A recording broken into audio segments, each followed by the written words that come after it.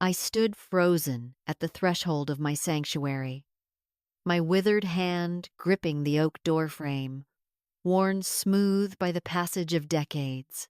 In this house, this room had been my altar, the only place where I could still feel the lingering warmth of George after 40 years together.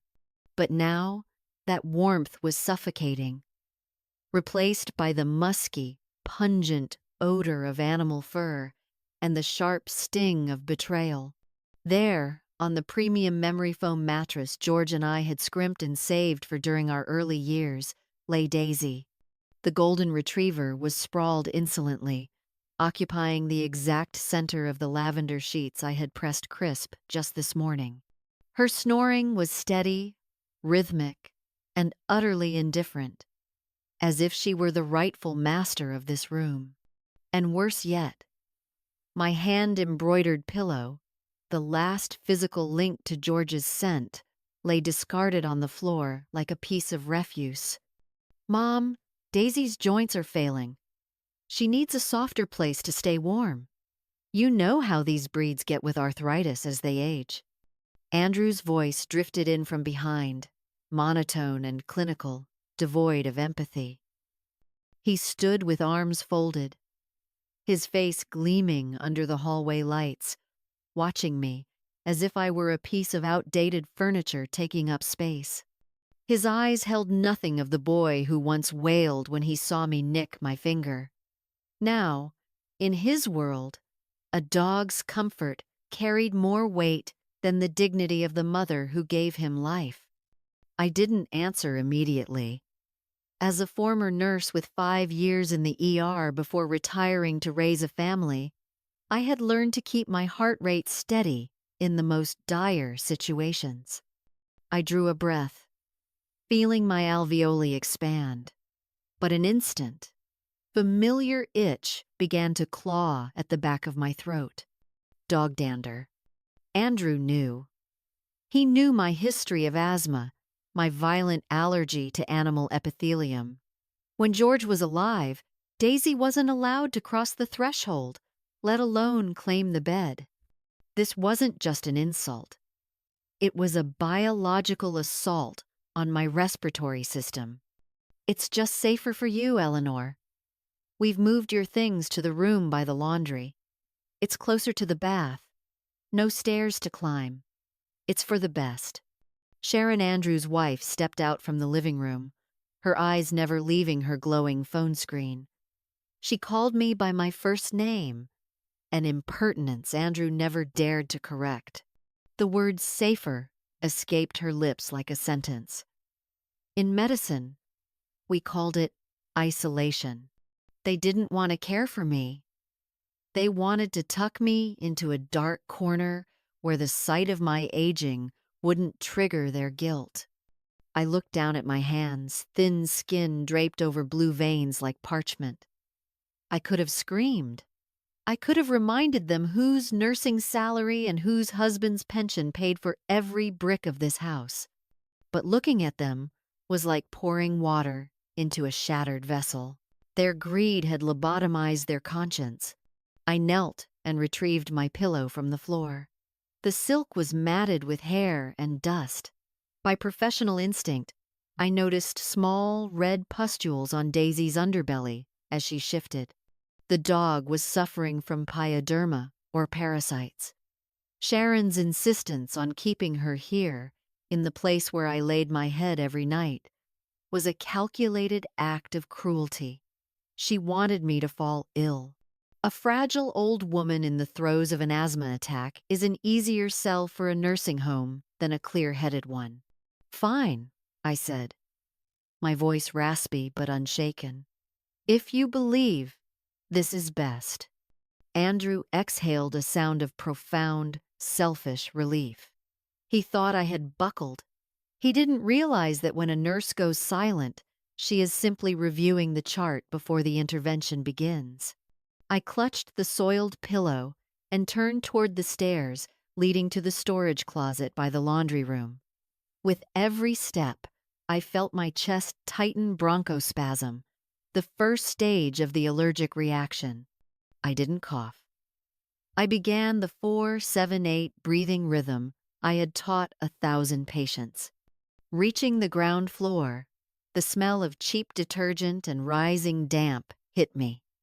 The storage room was once a graveyard for old cardboard boxes and broken machinery. Now, it held a rickety twin bed with sheets so thin they felt cold.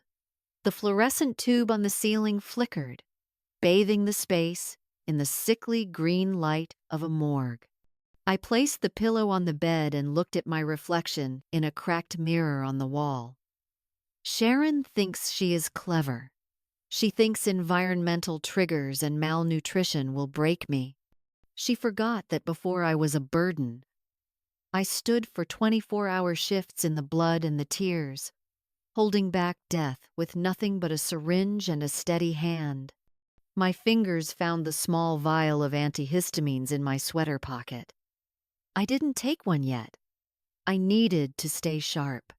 Above, Sharon's laughter rang out, followed by Daisy's playful bark. They were celebrating their first victory. They didn't know that in the shadows of the laundry room, the mother they considered senile was beginning a precise diagnosis of their rot. I will not die in this closet. I will use the medical wisdom of a lifetime to build a fortress they cannot breach. Andrew may be brainwashed, but his blood is my blood, and I will treat him no matter how painful the surgery. That night, I lay on the twin bed, listening to the washing machine groan through its cycle. The sound was like the heartbeat of a dying house. I closed my eyes and visualized my immune cells standing to attention. I am Eleanor, and this is only the beginning of the fight for my bed, or more accurately, the fight for my humanity. The thin wooden door of the storage room groaned shut with a dry, hollow click, echoing through the desolate silence of the ground floor. I stood paralyzed between 4 narrow walls, clutching my silk pillow to my chest like a final, desperate shield. Above me, the fluorescent tube flickered violently before blooming into a cold, clinical white glare, exposing the naked reality of what Sharon called my safe space. This room was nothing more than a logistical afterthought, wedged between the noisy hum of the laundry room and the drafty passage to the garage. The air hung thick and heavy, a nauseating cocktail of industrial detergent and the damp, stagnant breath of walls that had forgotten the touch of sunlight. Having spent thousands of hours in hospital corridors, my sensitivity to scent had become extreme. With one shallow breath, I identified the enemy, mold spores silently blooming in the shadows. To a woman with sensitive lungs and a history of allergies, this was no bedroom. It was a biological snare. I listened to the retreating rhythm of Andrew and Sharon's footsteps on the wooden stairs. Then, their muffled whispers began to drift down through the aging ventilation slats. I moved silently to the wall, pressing my ear against the thin drywall. "See, Andrew?" She didn't even react. "That's exactly the sundowning I told you about." Sharon's voice floated down, honeyed, but laced with venom. Once evening hits, she gets lethargic, disoriented. Keeping her on the second floor with that steep staircase is a legal liability for us.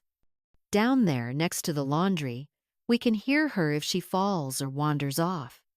But Sharon, it's a closet. Mom didn't look well.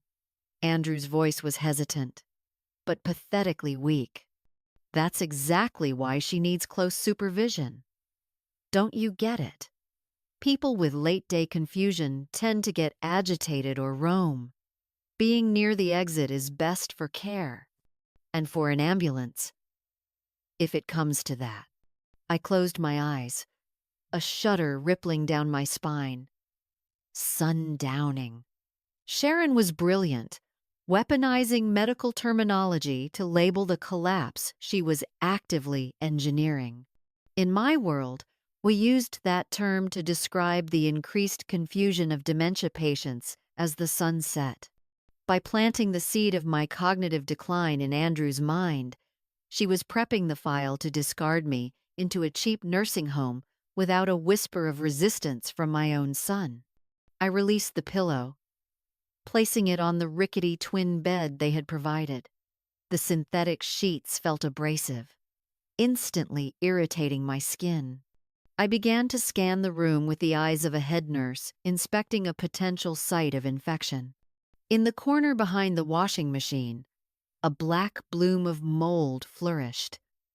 Fueled by the constant humidity of the dryers next door, this room was a perfect incubator for respiratory irritants. They knew I had asthma. They knew Daisy's dander on my old bed had already primed my immune system. And now, they were doubling down with mold and caustic chemicals. My chest began to feel heavy, the familiar, tightening grip of bronchospasms as my airways constricted to keep the invaders out. If I coughed, if I struggled for breath, Sharon would instantly call Andrew and say, "See? She's too weak to breathe on her own." I would not give them the satisfaction. I opened my old handbag and retrieved a small bottle of saline. I dampened my white silk handkerchief and pressed it firmly over my nose and mouth, the most primitive air filter, a trick from the years when outbreaks swept the city. My breathing became deliberate, controlled. I refused to let it become shallow or frantic, the hallmark of a patient spiraling into panic. I focused on my diaphragm, forcing the air deep, filtering it through the damp silk to neutralize the lurking spores. I sat on the edge of the mattress, feeling the floor shudder as the washing machine entered its spin cycle. This noise, this vibration, it was designed to ensure sleep deprivation. Prolonged insomnia leads to cognitive impairment, creating that very look of lethargy and fatigue Sharon so desperately needed to prove her sundowning theory. "Mom? You okay in there?" Andrew's voice came from behind the door. He didn't enter. He just shouted through the crack, as if afraid of contagion. I lowered the handkerchief, smoothed my silver hair, and answered in a voice as level as a horizon line, even though every word made my lungs scream in protest. "I'm fine, Andrew. Just organizing a few things." "Right. Get some rest. Sharon says you need more sleep at night to stay. You know, to keep your mind sharp." I smiled bitterly in the dark. My mind had never been sharper. While Andrew was blinded by his wife's sugar-coated lies, I was sitting in my prison, dissecting their every move.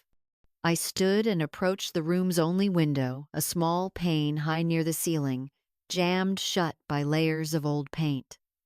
I took a nail file from my bag and began to meticulously scrape away the dried crust. My hands shook from the exertion, but I didn't stop. After 10 minutes, the window creaked open, admitting a sharp, cold draft of night air. That rush of oxygen was a resurrection. I stood there, drinking in the wind, feeling the constriction in my chest slowly uncoil. This was a war of attrition. Sharon wanted to use this environment to degrade my body, but I would use my knowledge of hygiene and epidemiology to turn this closet into a fortress. I began to clean. I used damp cloths to trap the dust, blocking the gaps under the door to keep out the chemical fumes. I couldn't change the room's location, but I could control the air I breathed. That night, I lay down but did not sleep. I listened to the house whose every breath I knew by heart. I heard Daisy's paws clicking on the floorboards directly above my head, a constant reminder of the squatter in my bed. I heard Sharon's trilling laugh, and the muffled pop of champagne as Andrew opened a bottle in the living room. They were celebrating the solution to the Eleanor problem. In the darkness, I reached out and took my own pulse. 72 beats per minute, steady, resolute. It was the heart rate of a woman prepared for a major surgery. I was not confused. I was not weak. And I was certainly not a sundowning patient. I am a nurse, and the best nurses know exactly how to survive the harshest conditions, waiting for the moment when the patient, or in this case, the traitors, shows the final symptom of their own rot. "Good night, George," I whispered into the void, hugging the pillow to my chest. I'm still standing. Our home. I'm still here to protect it. The washing machine next door suddenly cut out, leaving behind a terrifying silence. I knew the battle had only just begun, and this storage room was not where I would end my life. It was where I was sharpening my mind for a counterattack they would never see coming. The next morning, a frail sunlight struggled to pierce through the small window I had pried open the night before. I woke with a parched throat, but my chest felt lighter, eased by the natural flow of air. The distant clatter of dishes from the kitchen signaled the start of a new day in a house where I was now merely an unofficial inhabitant. I smoothed the wrinkles of my wool cardigan, composing myself before stepping out of the storage room. There stood Toby, my 7-year-old grandson, clutching a soccer ball in the hallway. His eyes, usually clear and bright, suddenly clouded with hesitation when he saw me. The eager spark of a boy waiting for his grandmother's stories had been replaced by a guarded, almost fearful distance. "Toby, come here to Grandma," I called softly, offering a smile I hoped was warm enough to thaw this strange, icy atmosphere. The boy took a sharp step back. The ball slipped from his hands, rolling toward my feet. He stared at it as if the object had become tainted just by touching the space around me. At that exact moment, Sharon swept into the hallway like a hawk, snatching Toby back behind her. "Toby, what did I tell you? Stay away from that area," she snapped, her eyes darting toward me with sharp suspicion. "But it's just Grandma, Mommy," Toby whispered. "Listen to me." Sharon knelt, her voice intentionally low but articulated clearly enough for me to catch every syllable. "Grandma isn't well.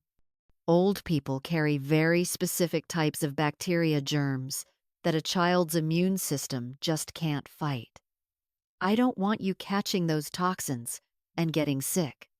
Do you understand?" I stood frozen. Toxins? Specific bacteria?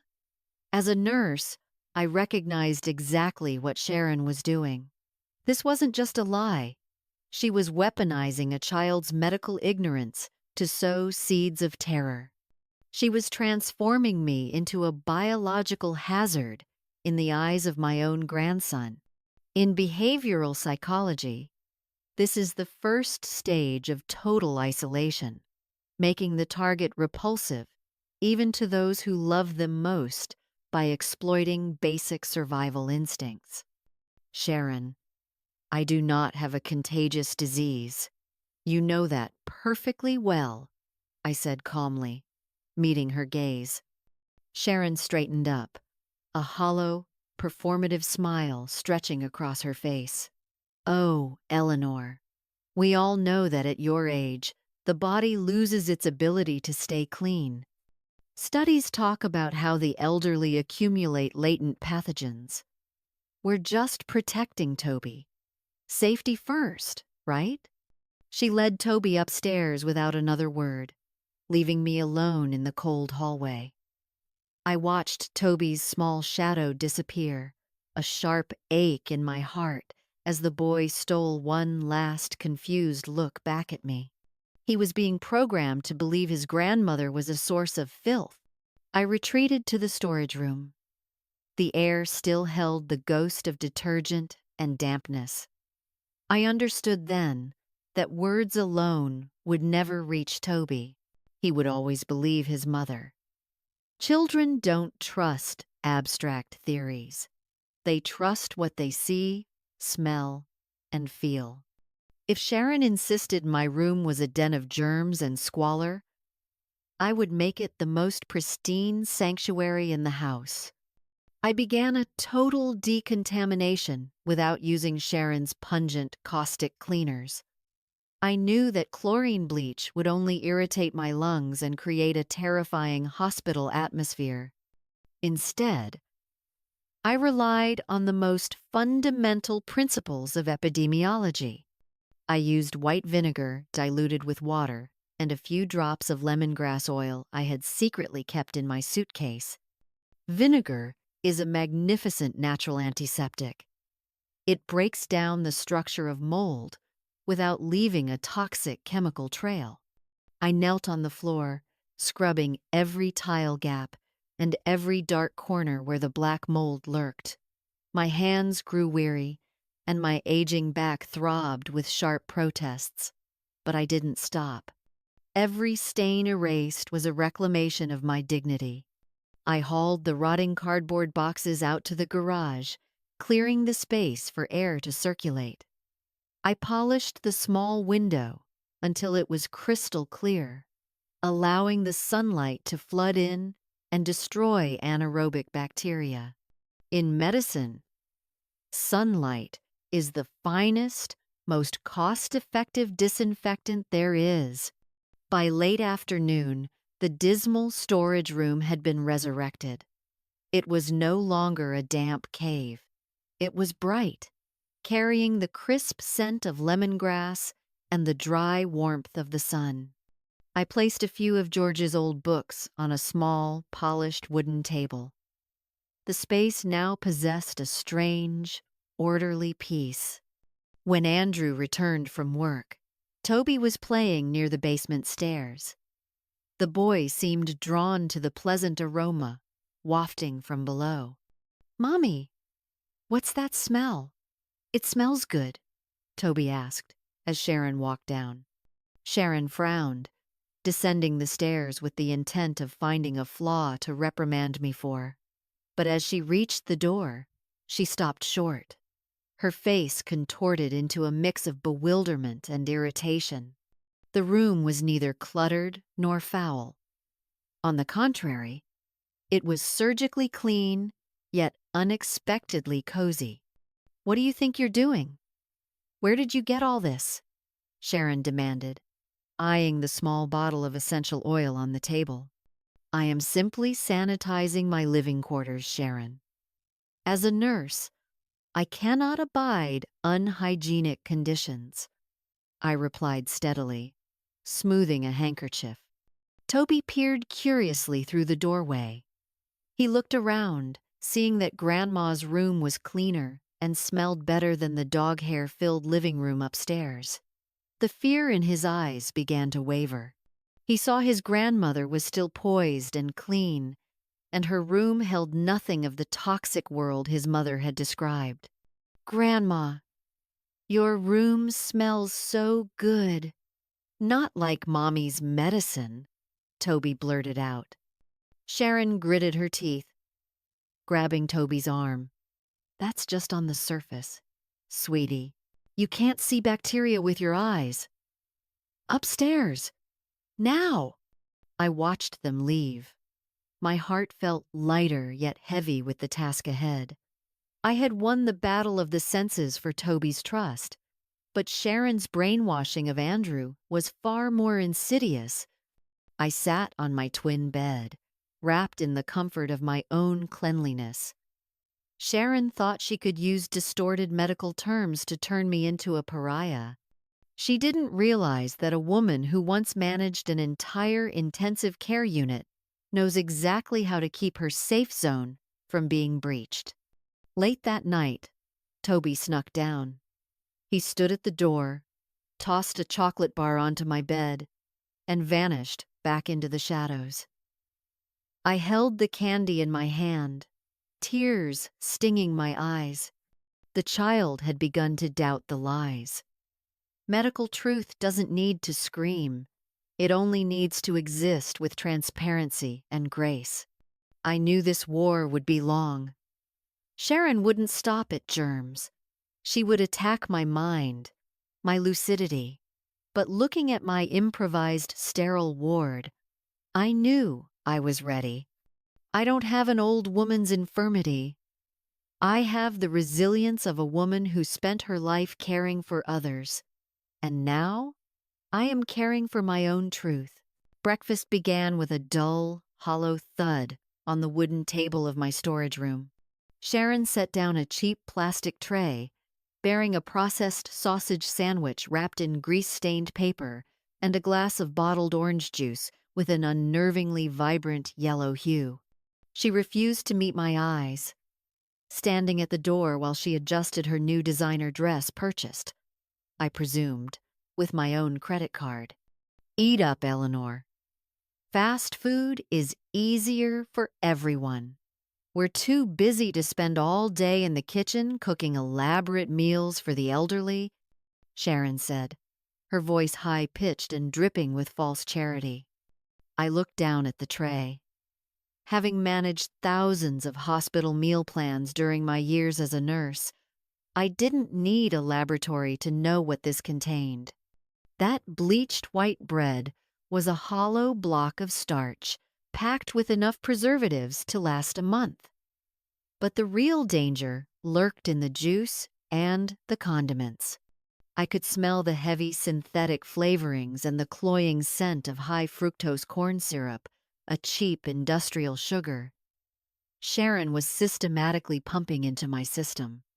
I picked up the sandwich, feigning a bite while meticulously observing its texture. In medicine, we understand the profound link between the gut and the brain. A diet overloaded with artificial sugars and saturated fats triggers silent inflammatory responses, leading to what we call brain fog. Sharon didn't want me dead immediately. She wanted me lethargic, dim-witted, forgetful, and exhausted. She wanted to transform her lies about my dementia into a visible reality for Andrew to witness. What's the matter? Not to your taste? Or have you forgotten how to chew? Sharon smirked, her eyes searching for a sign of weakness.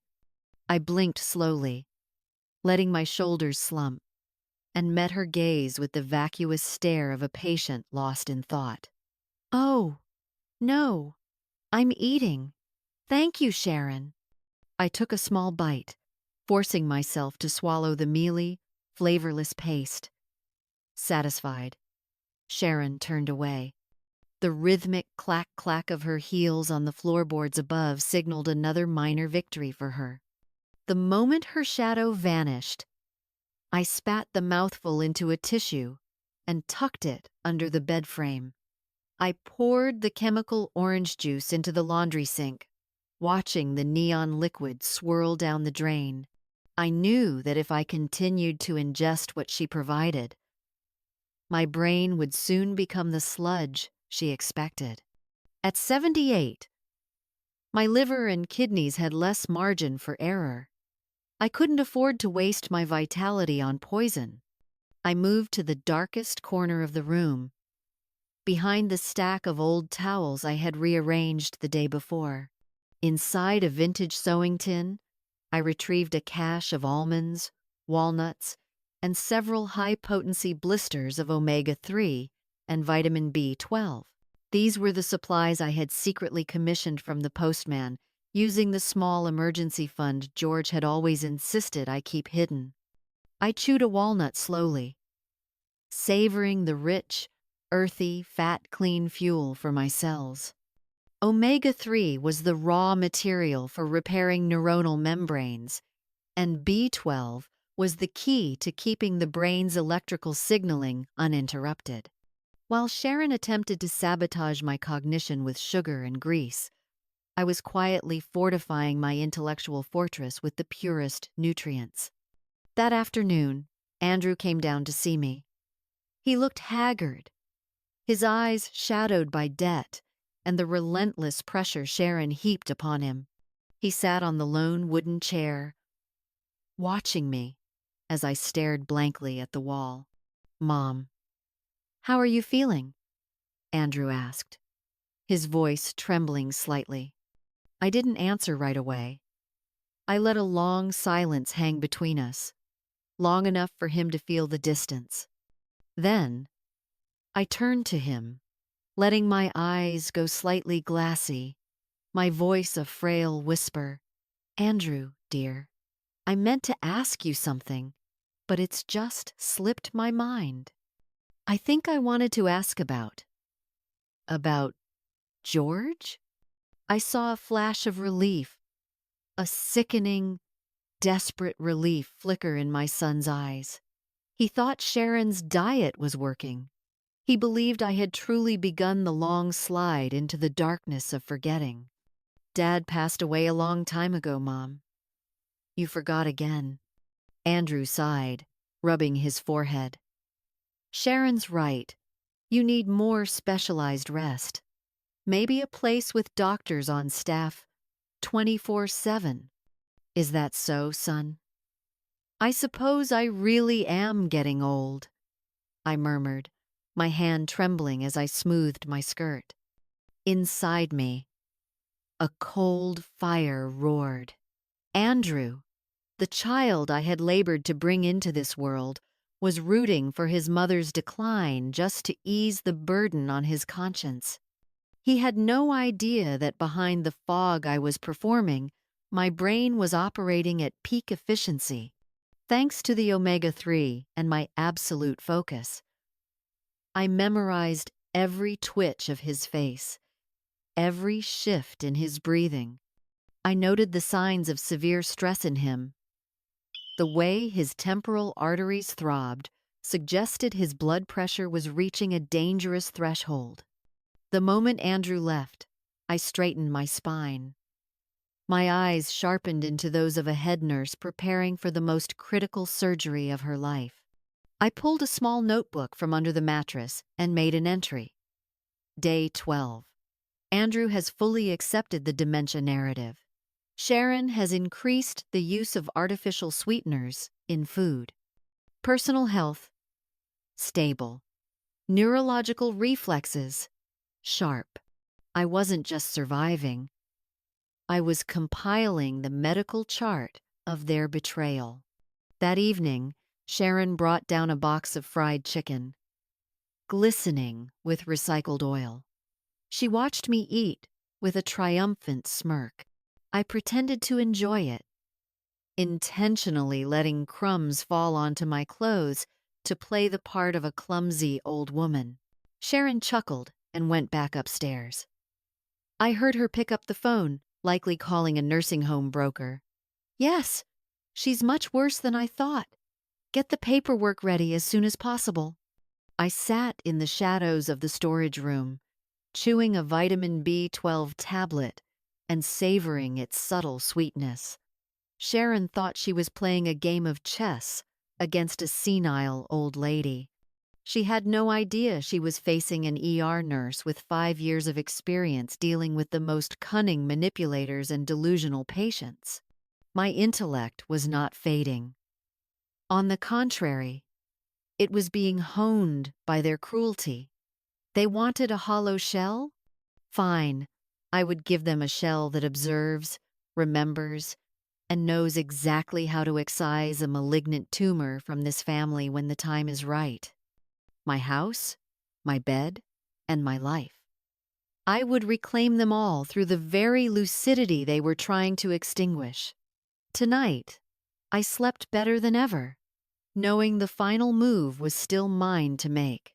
The doorbell chimed at noon, piercing through the stagnant air and the heavy scent of dampness that clung to the laundry area. I was seated on the lone wooden chair in the storage room, my frail hands meticulously folding white hand towels. From where I sat, I could hear Sharon rushing to the door, her heels clicking against the floorboards in an excited, staccato rhythm. Here you go, Miss Miller. 3 bags from the mall and a package from the luxury boutique. The delivery driver's voice echoed. Thank you. Just leave them there. I'll handle it, Sharon replied, her voice brimming with a triumph she didn't bother to hide. I stood up, peering through the narrow crack of the door. Sharon was pulling a genuine leather handbag from a paper bag. It was a brilliant crimson, looking like a fresh blood stain under the living room lights. She draped it over her shoulder, admiring herself in the mirror with a satisfied smirk. Then came the silk dresses and expensive cosmetics. A single item among them likely cost half of Andrew's monthly salary. I knew exactly how these were paid for. The high-limit credit card George had left me for medical emergencies was now in Sharon's wallet, being bled dry, cent by cent.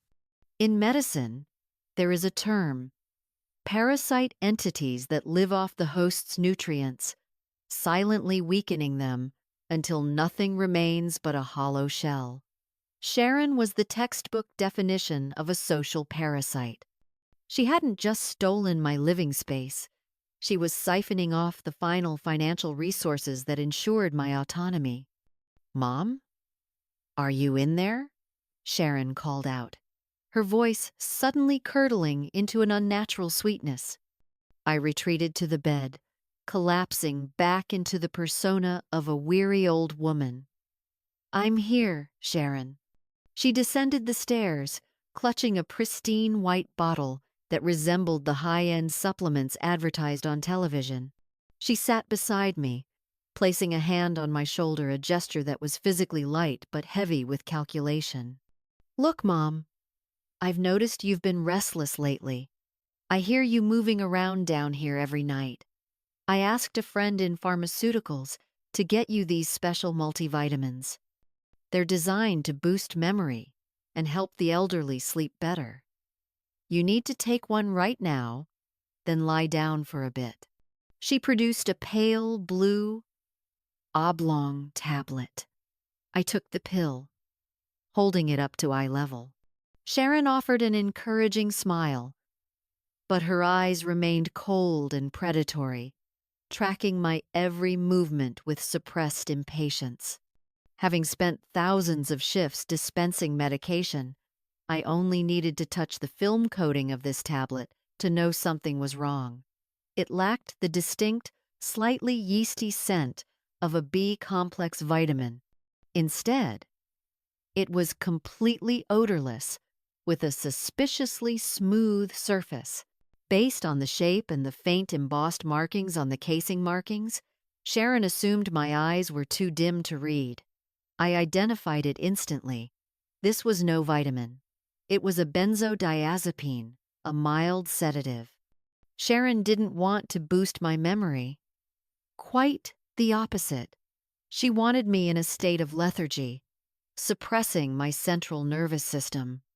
A grandmother who spent her days nodding off, slow to react and glassy-eyed, would be the living proof she needed for the dementia diagnosis she was desperate to pin on me. Furthermore, while I slept, she would have unfettered access to my finances without the fear of being questioned. "Take it, Mom. Let me get you some water," Sharon said, standing up.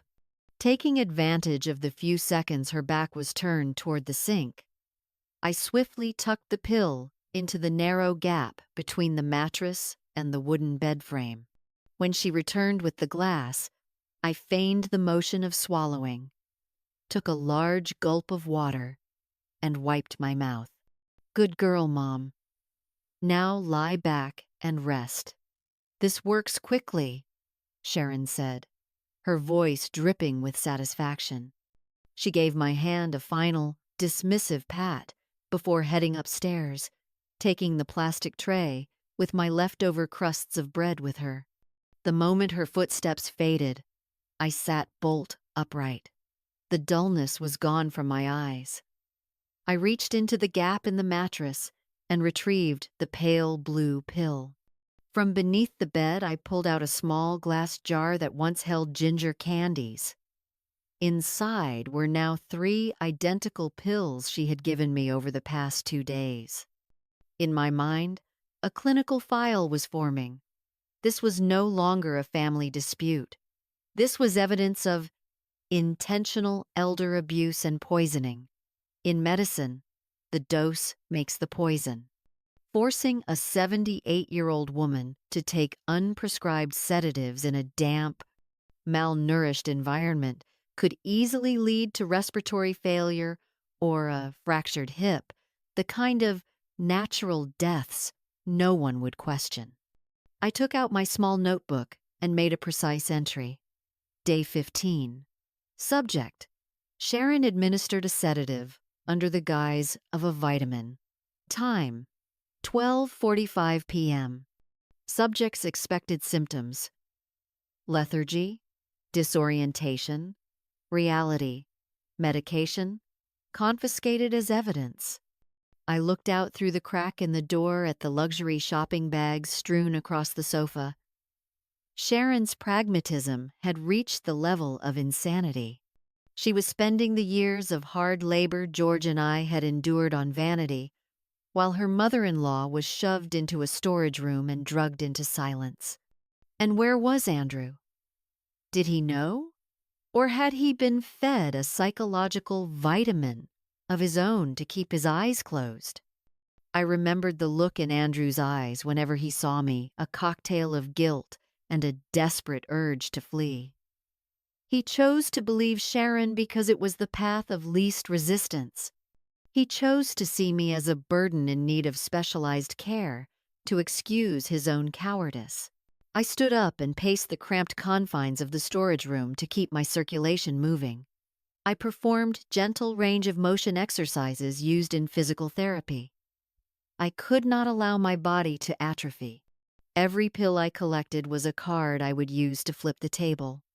That afternoon, Toby snuck down again. He looked at me, seeing me alert and reading an old book, his face twisting in surprise. "Grandma, Mommy said you'd be asleep for a long time after your medicine," Toby whispered. I smiled, beckoning him closer. "I have magic, Toby. I only sleep when I want to." The boy giggled, but then looked up the stairs with a hint of worry. "Mommy bought so many pretty dresses, Grandma. She said they were gifts from you because she works so hard to take care of you. Is that true?" My heart tightened. Sharon was even using Toby to legitimize her theft. "That's right, dear. I always want our family to be happy." I lied, but my hand gripped the jar of pills in my pocket until my knuckles turned white. Pragmatism, under the guise of care, is the most dangerous toxin. It rots trust and turns loved ones into enemies. But Sharon had made a fatal error. She thought that because I was old, I had lost my nursing instincts. She didn't realize that once I held the evidence of her poisoning in my hand, I was no longer a victim. I was the one holding the key to justice. That night, I lay listening to the roar of the washing machine, clutching the small jar. I wouldn't take them. I would keep them, along with the credit card statements I would soon find a way to copy, to prepare for a surgical revelation of the truth. Sharon and Andrew thought they were moving me into a nursing home? No. I was preparing to move them into a court of their own conscience and the law, one they would never escape. Sleep came to me naturally, without the need for chemicals, for my mind was burning with a plan to reclaim my life. The nights in the storage room by the laundry grew eerily quiet, punctuated only by the rhythmic hum of the dryer and the whistle of the wind through the small window I had managed to pry open. I sat on the edge of my bed, watching the dim slivers of light filtering through the cracks in the floorboards above. Directly over my head was my old bed, the sanctuary I had shared with George, where a dog now lay in my place. But tonight, the sounds from above were not Daisy's usual rhythmic snores.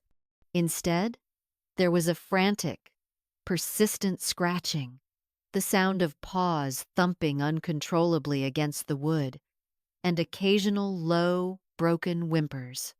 Having spent a lifetime observing the silent signs of a patient's pain, my heart constricted. I knew that sound. It was the sound of madness-inducing itching, of a body being besieged by uninvited guests, invisible to the naked eye. "Shut up, you stupid dog! Lie still!" Sharon's voice barked, followed by a heavy thud against the mattress. "Andrew, look at Daisy.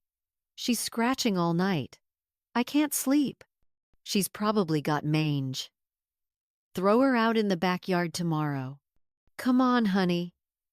"She's old and frail," Andrew replied tiredly. "Let her stay on the bed where it's soft." I stood up, threw on a thin cardigan, and slipped quietly up the stairs. I didn't want to confront them, but a nurse's instinct wouldn't allow me to ignore a living being in agony, even if it was the occupant of my bed. I stood in the dark hallway, peering through the cracked door of my former bedroom. Under the dim nightlight, I saw Daisy struggling. She was gnawing at her hind leg until it bled. The once lustrous golden fur was now marred by angry red patches and dry, peeling skin. Sharon sat in an armchair, scrolling through her phone, occasionally glancing at the dog with more disgust than pity. A nurse's eyes never deceive. I saw the tiny, raised papules along the dog's spine, spreading to the thin-skinned areas. My mind immediately recalled lessons on zoonotic diseases, illnesses that jump from animals to humans. This wasn't a simple allergy. Daisy was suffering from a severe parasitic skin infection, likely a fungal infection symbiotic with sarcoptic mange. A chilling realization hit me, nearly causing me to drop my flashlight. Sharon knew. She knew the dog was carrying a pathogen. Her insistence on keeping Daisy on my bed, pressed against the sheets and pillows I still used, wasn't out of love for the animal. She was using Daisy as a biological weapon. She knew my immune system was compromised. She knew my history of asthma and skin allergies. She wanted the infection to jump from the dog to me, to turn me into a festering, foul-smelling, diseased old woman. It was the perfect pretext to ship me off to a facility without anyone daring to intervene. I retreated to the storage room, my heart hammering with indignation. Poor Daisy, she was just another victim in Sharon's ruthless power game. Neglected, left without proper hygiene or medicine, used only as a tool to torment me. The next morning, once Andrew and Sharon had left for work and Toby was at school, I climbed the stairs. Daisy lay panting in the hallway, her eyes cloudy and exhausted as she looked at me. She didn't bark. She only gave a faint, weak wag of her tail. I sat beside her, my thin hands gently hovering over the damaged patches of skin. The dog flinched, then let out a sigh of profound relief as my fingers reached the itchy spots she couldn't scratch herself. "I know it hurts, Daisy," I whispered. "They treat you no better than they treat me." I began my work in silence. I searched through the old first aid kit I had brought down to the basement. Inside, there was still some topical antiseptic and antifungal ointment I used for minor scrapes back at the hospital. I knew human medicine isn't always suitable for canines, but with adjusted dosages and an understanding of active ingredient concentrations, I could soothe her torment. I diluted a saline solution and gently cleansed the bloody sores on Daisy's body. Using a fine-toothed comb, I patiently removed matted fur and the eggs of parasites clinging to her coat. Daisy lay perfectly still, resting her heavy head on my lap, her wheezing breath slowly stabilizing. In that moment, the boundary between human and beast dissolved. We were both outcasts in this home, viewed as burdens and obstacles. I applied a thin layer of ointment to the ulcers. The formula contained anti-itch properties and targeted fungal spores. I did this every day while the house was empty. I sanitized the area where Daisy slept, using a vacuum to clear away infected dander to protect both myself and Toby. One afternoon, Toby came home early and caught me medicating Daisy. He stood by the window, watching in silence. "Grandma. Mommy told me not to touch Daisy. She said she has old person sickness like you," Toby said, his voice laced with worry. I looked at my grandson and gave a reassuring smile. "Daisy doesn't have old person sickness, Toby. She just got bitten by some ants. Grandma is fixing her up so she can play ball with you again." Curiosity got the better of him, and as he saw the dog's relaxed expression, his fear ebbed away. "Perhaps she was just very worried about you," I replied, though my heart ached for the innocence of a child being poisoned by such calculated deceit. After a week, Daisy's transformation was undeniable. The sores began to scab over, and new fur started to cover the bald patches. She began to trot again, and every time she saw me emerge from the storage room, she would rush over to nuzzle my hand in gratitude. The dog that Sharon had intended to be my bane had become my most loyal companion. Sharon seemed baffled by Daisy's recovery without expensive vet bills. She eyed the dog, then looked at me with growing suspicion. "Daisy looks cleaner lately. Have you been bathing her, Andrew?" Sharon asked during dinner. "I've been buried in work, Sharon. I don't have time to wash a dog," Andrew snapped, his eyes glued to a bank statement. Sharon said nothing, but I saw her secretly inspecting the bed. She didn't find the skin flakes or the foul odor she expected would drive me into a sickbed. She had no idea that through silent medical intervention, I had completely neutralized her cruel biological weapon. Daisy now kept watch at the top of the stairs leading to my storage room. She barked an alert whenever Sharon moved suspiciously or when strangers approached. Her presence gave me a strange sense of security amidst the surrounding betrayal. I looked at Daisy, then at my own hands. I never regretted those years as a nurse. That knowledge wasn't just for saving strangers. Now, it was saving an innocent creature and fortifying my own spirit in the fight for my dignity. Sharon wanted me to catch a disease from Daisy? No. She was mistaken. She had unwittingly gifted me a loyal sentry and a living testament to a compassion she could never possess. Tonight, as the washing machine fell silent, I heard a light scratching at the storage room door. I opened it, and Daisy slipped inside, curling up at the foot of my bed. Her warm breath drifted over my aging skin. I stroked her head, feeling the steady heartbeat of my new ally. "Sleep well, Daisy," I whispered. "They were wrong to think we are weak. We will show them the truth soon."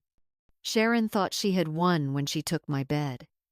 She didn't realize she lost control the moment I laid hands on the dog she intended to harm me with. Intellect and compassion are the two most powerful forms of medicine, and I hold them both. The atmosphere in the house, already suffocating, now seemed to thicken with silent calculations. I sat in my storage room, surrounded by stacks of white towels and the low hum of the dryer. But my hearing reached far beyond these walls. Tonight, the washing machine had finished early, leaving a terrifying silence on the ground floor, and in that silence, the demons in the human heart began to speak. I reached for the small digital voice recorder, a device I'd had the paperboy buy for me a few days ago, and tucked it into my cardigan pocket. I crept toward the stairs, the darkness swallowing my frail frame. From the living room above, Sharon and Andrew's voices drifted down, starting as whispers before hardening into a cold discussion about my future. "Look at her, Andrew. She forgot Toby's name again today." She stood in the kitchen for 10 minutes, just staring at the kettle. "This isn't just old age anymore." Sharon's voice held that professional concern I had heard so often in hospitals. It was the tone used to mask a decision that had already been made. "Maybe she's just tired. It's so noisy and dark down there," Andrew replied, his voice weak, as if he were clutching at the last fraying threads of his conscience. "Don't delude yourself. Those are textbook signs of early onset dementia. Do you want to wait until she accidentally burns the house down or wanders into the street at midnight? I've done the research. Serene Haven on the outskirts has a specialized memory care unit. They have doctors, nurses, and most importantly, she'll finally get some real rest." I gripped the banister. Dementia. Sharon was using the word like a death warrant for my freedom. As a former nurse, I understood the disease intimately, the slow erosion of neurons, the loss of self. But I also knew better than anyone. I didn't have it.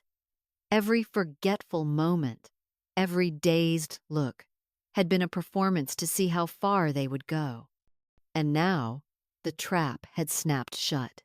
"But the cost, Sharon," Andrew muttered. "Your mother's savings will cover the first few years. And once we sell this house, think about it, Andrew, your debts will vanish. We can start fresh in a new city. She'll be cared for, and we'll be free. It's the best choice for everyone." The recorder in my pocket whirred silently, capturing every confession of their greed and cruelty. A cold shiver raced down my spine. They didn't just want me gone. They wanted to erase my footprint from this life, to pay off their debts. The next morning, I didn't wait for them to wake. I put on my most formal outfit, pinned my silver hair neatly, and caught the bus to the hospital where I had worked for decades. Entering the lobby, the familiar scent of antiseptic hit me, awakening my nursing instincts. I sought out Dr. Miller, an old colleague who was now the chief of neurology. "Eleanor, it's been ages. What brings you here?" Dr. Miller asked, surprised. I sat across from him, back straight, gaze unwavering. "I want a comprehensive mental status exam, Miller. I want an official MMSE, mini mental state examination, signed and stamped by you." Dr. Miller studied me for a long moment, then nodded. We began. I answered every question on orientation to time and place, performed serial 7s from 100, recalled lists of objects, and copied complex geometric shapes. I did it all with surgical precision, without a second of hesitation. The result was as I expected, 30 over 30. A perfect score that even a younger person might struggle to achieve under stress. "Your mind is as sharp as a scalpel, Eleanor. Not a single sign of cognitive decline," Dr. Miller said, signing the assessment with admiration. "Why do you need this?" "For self-defense, Miller. Against a virus. Not found in any medical textbook," I replied, carefully tucking the document into a folder. I returned home in the late afternoon. Sharon was in the kitchen. She saw me, but didn't ask where I'd been. She likely assumed I'd been wandering aimlessly in my confusion. I quietly went down to the storage room and hid the MMSE results and the recorder in a metal box beneath my mattress. This was my weaponry. On one side, recorded proof of a conspiracy to embezzle and manufacture a diagnosis. On the other, a steel-clad medical certification of my lucidity. Sharon wanted to use medicine to destroy me? I would use medicine to expose the rot in her soul. I sat on my bed and took my own pulse. 70 beats per minute. My heart did not falter. In medicine, we call this homeostasis before a major surgery.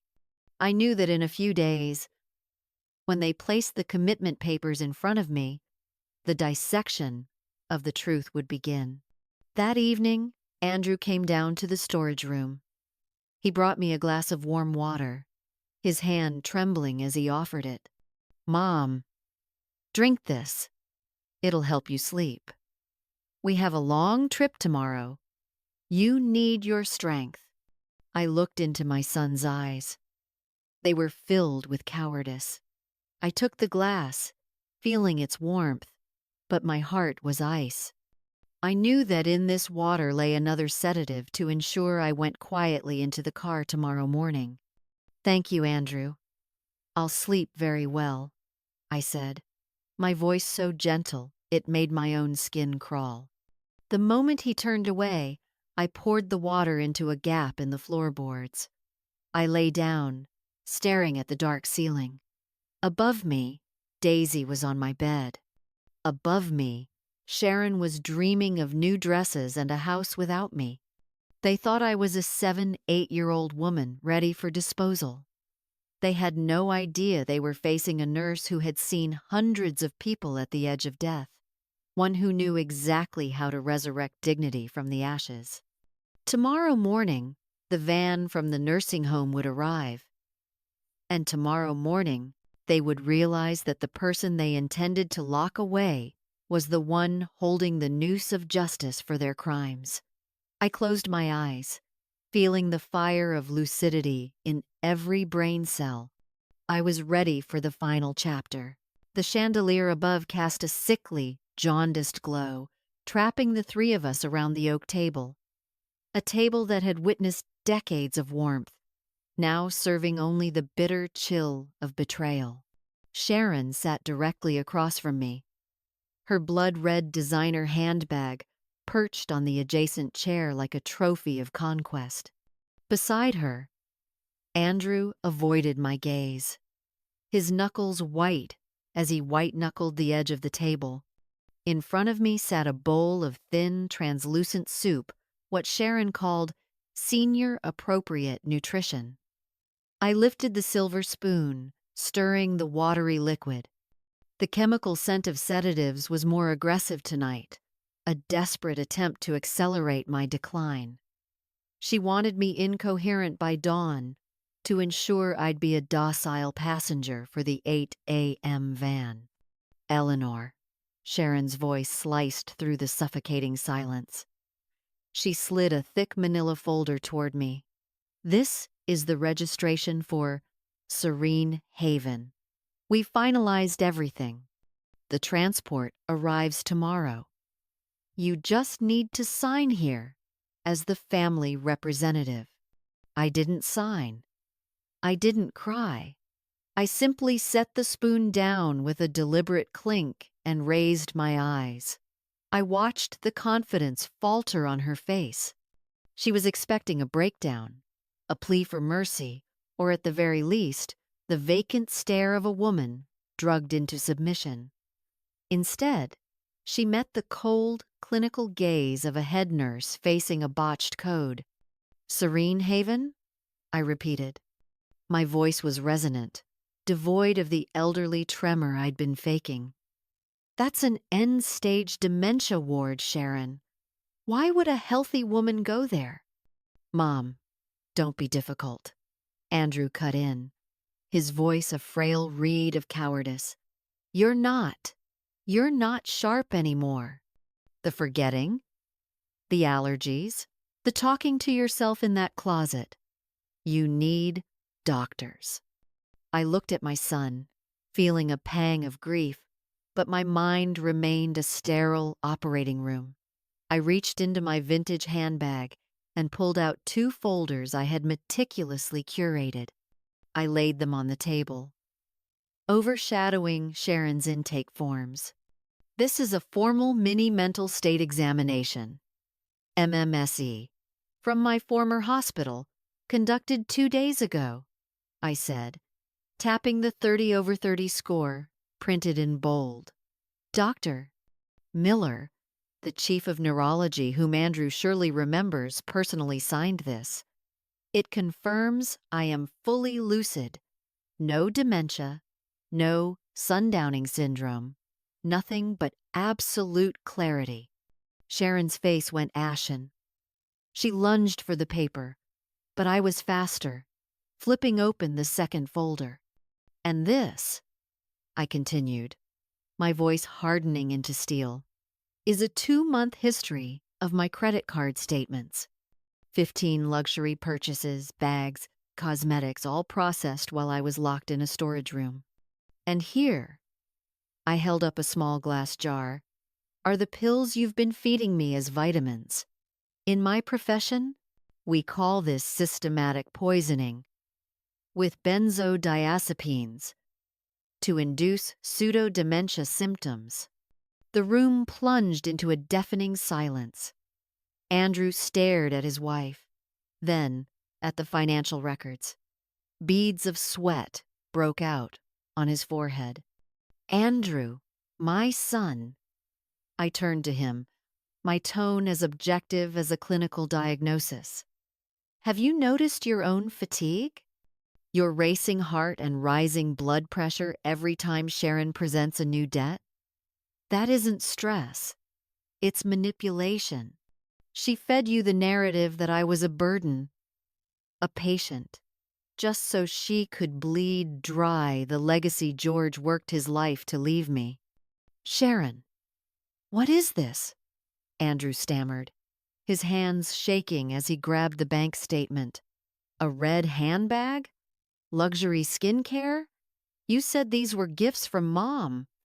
You believe her? Sharon shrieked, her curated beauty contorting into a mask of rage. She's a senile old woman. Those papers are forgeries. She's trying to destroy us. Silence. I slammed my hand onto the oak. The sharp crack echoed, muzzling her instantly. In that moment, the closet-dwelling grandmother vanished. The head nurse took the floor. As a nurse, I've spent half my life observing symptoms.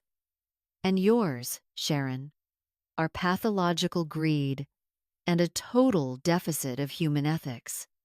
You intentionally put an infected dog on my bed to trigger my asthma. You cut my protein intake to induce physical wasting. In a court of law, this is called elder abuse and intentional battery. Andrew buried his face in his hands, his shoulders heaving. My God! Mom, I didn't know. I really didn't know she went this far. You didn't know because you chose the comfort of ignorance, Andrew, I said, the disappointment flavoring my words. Your apathy was her accomplice. You watched me wither in a laundry room while the dog took my bed, and you told yourself it was just old age. I stood up, feeling tall and commanding under the yellow light. I took the nursing home application and shredded it, the white scraps fluttering down into Sharon's drugged soup like ash. Tomorrow there will be no van, I declared. The only person leaving this house is you, Sharon. I have a fraud report and abuse evidence ready for the authorities. Andrew, you have a choice. Stand with the truth and help me clean this rot, or face the police by her side. Sharon lunged at me, but Andrew was up in a flash, shoving her back. For the first time in years, I saw George's fire in his eyes, a righteous, overdue fury. "Enough, Sharon," he roared. "Get out. Get out now." I gathered my files and walked out of the dining room. Behind me, Sharon's hysterics faded into background noise. I walked straight toward the stairs to my storage room. In my clean sanctuary, smelling of lemongrass and victory, Daisy was waiting. She wagged her tail, her eyes bright and healthy. I sat on my bed and checked my own pulse. 80 beats per minute. Slightly elevated. But it was the rhythm of life, of justice, finally administered. I looked into the small mirror and saw a woman who refused to be discarded. I had just performed the most brutal psychological surgery of my life, but it was necessary to excise the malignancy eating this family. Sharon thought medicine was a weapon to bury me. She was wrong. Medicine is the tool of truth. That night, for the first time in months, I breathed deep. Not because the air had changed, but because the weight of my son's weakness and my daughter-in-law's malice had been lifted. The confrontation at the table wasn't just a reversal of fortune. It was the return of the head nurse, the woman who knows exactly how to keep her medical chart clean until the very last breath. The dining room, once a suffocating cage of silence, shattered under the weight of Sharon's screams. She was no longer the poised woman in silk. Her face was a distorted mask, eyes mapped with red veins of fury and terror as the layers of her deception were peeled back like necrotic skin. Andrew collapsed into his chair, burying his face in his hands, his shoulders heaving with a violent tremor. It looked like a surgical theater where the patient had just been told the tumor was terminal. "You're insane. You're a senile, raving lunatic," Sharon shrieked, her manicured finger trembling as she pointed it at my face. "Those files are fakes. You're using this poor old woman act to manipulate everyone. Andrew, don't you see? She's punishing us for the dog, for that basement. She's delusional." I stood before her, my frame thin but anchored like an ancient oak against a gale. 5 years in the ER, facing delirious patients and personality disorders, had hardened my pulse. I didn't let her insults graze my heart rate. Instead, I clinically observed her.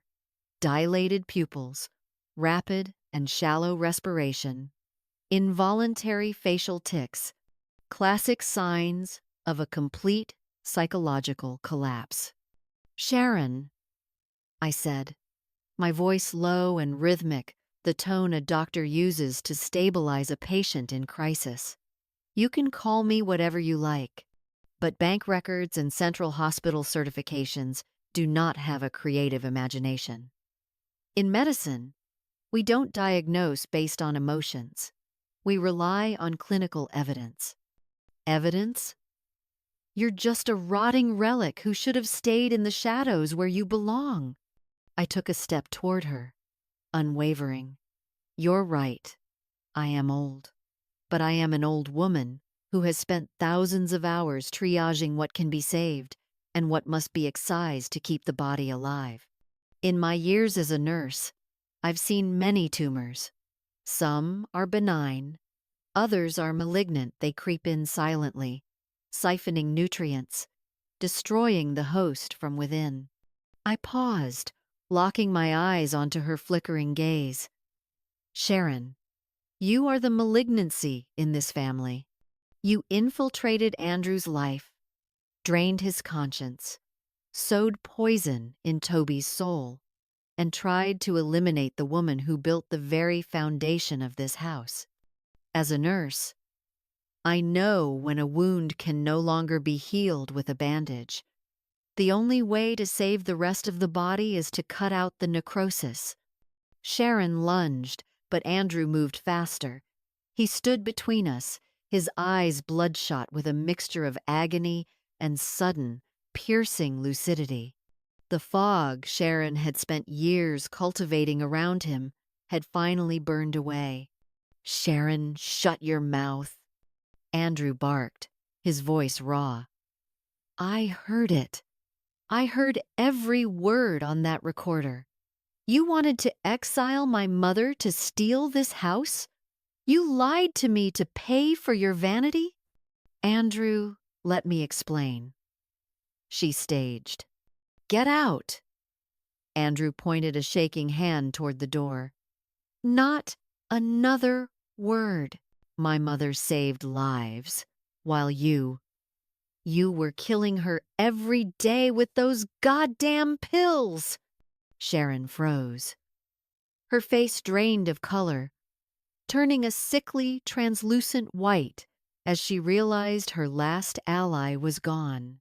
I reached into my pocket and pulled out a final sheet of paper, not a medical chart, but a legal ultimatum I had prepared with George's lawyer. "This is your discharge, Sharon," I said, placing the paper on the table. "Two conditions. 1. You leave this house immediately with nothing but your clothes. 2. You sign this agreement to repay every cent stolen from my accounts over the next 2 years. If you sign, I withhold the reports for elder abuse and financial fraud from the police. If you stay 10 more minutes, I call the private investigator I hired to track your luxury shipments." A heavy, absolute silence descended. Sharon looked at the paper, then at Andrew, who stood like a statue of stone. She realized her clinical trial was over. There is no manipulating a mother who holds all the evidence.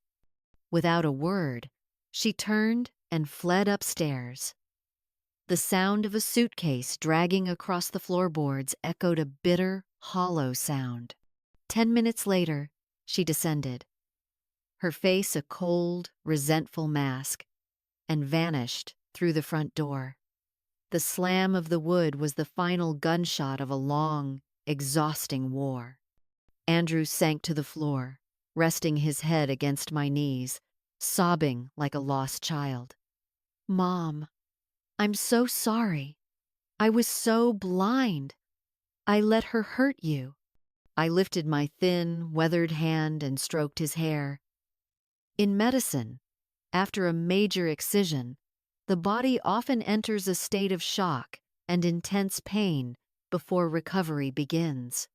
Andrew was there now, in the middle of a painful but necessary cleansing of the soul. "Stand up, son," I whispered. "We have work to do. This house needs to be decontaminated. Not just the mold in the basement, but the lies that have haunted these halls." I helped him to his feet. Watching him crumble, I felt no thrill of victory, only a profound, quiet relief. I had delivered my verdict not out of spite, but out of the duty of a mother and a nurse.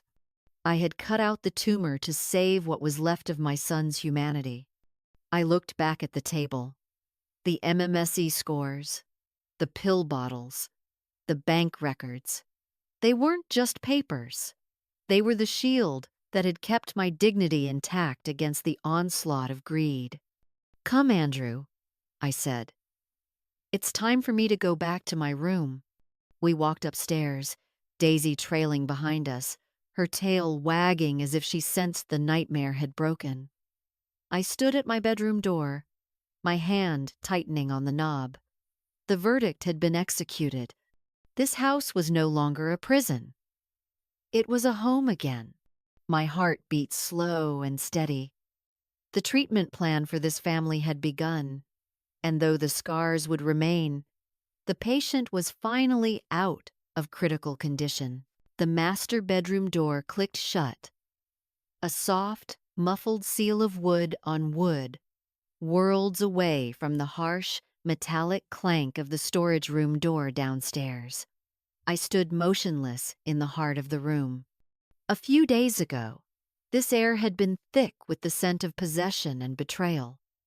Now, the space had reclaimed its quiet dignity.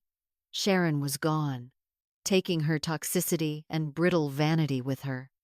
In the next room, Andrew remained with Toby. He was likely wading through the psychological debris of the collapse, but I knew those tremors were the necessary first stage of healing.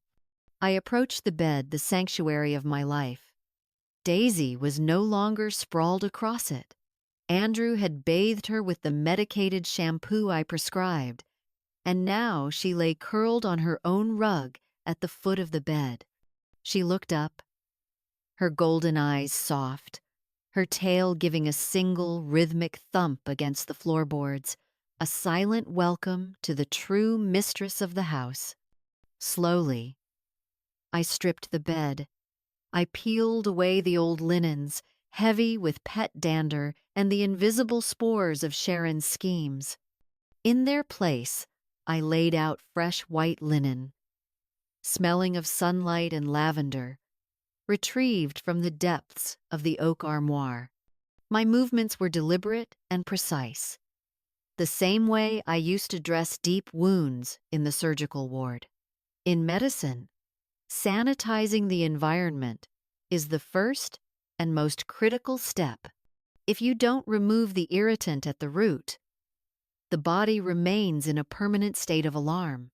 As I smoothed the final corner of the sheet, I sat on the edge. For the first time in months, I drew a breath that reached the very bottom of my lungs. The air no longer tasted of industrial laundry chemicals or the sharp itch of animal epithelium.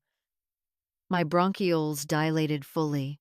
There were no more faint wheezes, no more paroxysmal spasms. As a nurse, I could feel my immune system standing down. The fight or flight reflex was finally surrendering to homeostasis. I lay back, feeling the honest weight of my body sink into the memory foam. I looked up at the ceiling, where George and I used to count the flickers of passing headlights during our sleepless nights. Freedom was no longer an abstract concept. I felt it in my neurons as they uncurled, finally released from the long suppression of cortisol. With the pressure lifted, my brain began its own repair.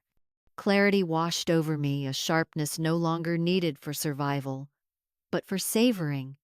I placed a hand on my chest, monitoring the rhythm. 65 beats per minute. A perfect resting cadence. I remembered the damp closet, the sugar-laden meals, the pale blue sedatives, masked as vitamins. They were all designed to erode me from the inside out, but they had failed against something Sharon could never quantify: dignity. Through decades of nursing, I had seen patients slip away simply because they felt they no longer had value. When dignity is wounded, the immune system seems to follow. I didn't survive just on smuggled omega-3 seconds or vitamin B12. I survived because I refused to blink. Dignity is the ultimate human immune system, a protective membrane for the soul against the toxins of humiliation. If I had accepted the senile label Sharon tried to pin on me, my cells would have aged and withered according to her script. But I chose to stand. I saved myself, and more importantly, I saved Andrew. My son had been a patient of severe psychological manipulation, a man who had lost the ability to distinguish love from exploitation. The brutal surgery I performed at the dinner table had excised the malignancy. He would have to learn to walk on his own feet again, without the artificial numbness of submission, but at least he was back in the realm of truth. As the night deepened, the house settled into an absolute, sacred silence. The roar of the washing machine below had been dead for hours, no longer a mechanical reminder of my demotion. I reached out and brushed the empty pillow where George once lay. I wasn't lonely. I felt his presence in the renewed integrity of these walls. "I'm home, George," I whispered into the dark. Recovery is a long-haul journey. I knew that tomorrow I would still face the hemorrhaging bank accounts, the delicate repair of Toby's trust, and Andrew's lingering shame. But those were mere surface symptoms compared to the soul cancer we had just escaped. In the liminal space before sleep, I thought of other women, those being pushed into storage rooms of their own making or others' choosing. I wanted to tell them, do not wait for someone to hand you back your dignity. Dignity is something you own, not something that is granted. Hold on to it with your intellect, with your alertness, and, if necessary, with the fierce resolve of a nurse protecting a life. I closed my eyes. My neurons were no longer strained to record, to guard, or to calculate countermoves. They shifted into the quiet work of weaving beautiful dreams. In them, I wasn't frail. I was standing in a sun-drenched hospital corridor, my hands steady and clean, ready for whatever the next shift brought. This house, this bed, and this breath of free air, everything had returned to its proper orbit. I hadn't just reclaimed a room. I had reclaimed the right to be myself until the very last breath. Sleep came to me like a gentle, sweet anesthetic, free of chemicals. I lay there, peaceful and proud, in my sanctuary, shielded by truth and self-respect. Everything was stable. The world was finally healing. Life isn't always a successful emergency code, but every one of us has the right to be the chief surgeon of our own fate. When you refuse to let yourself be infected by mistreatment, you've already won half the war. Remember, a true home isn't found in the walls, but in the place where you can breathe deep and sleep soundly, without shame,